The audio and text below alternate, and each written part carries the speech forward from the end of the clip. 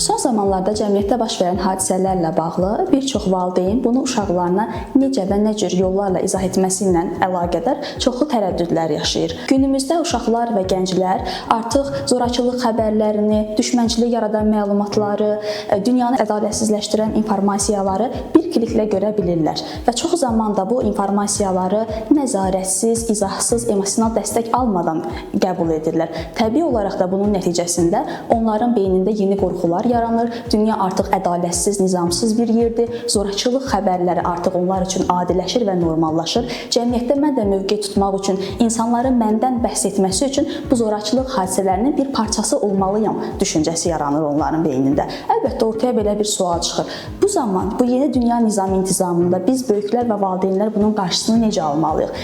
İlk və vacib məsələ, uşaqlarımız bizə bu suallarla gəldiyində susmaq və yaxud da uşaqdır, onsuz da başa düşmür, izah etsəm də anlamayacaq kimi fikirlərlə yanaşmaq əsla və qəti şəkildə doğru deyildir. Çünki bizim onlara vermədiyimiz informasiyanı onlar əllərindəki telefondan, planşetdən, parkdakı uşaqdan, məktəbdəki digər sosial qruplarının çox asanlıqla və nəzarətsiz şəkildə qəbul edirlər.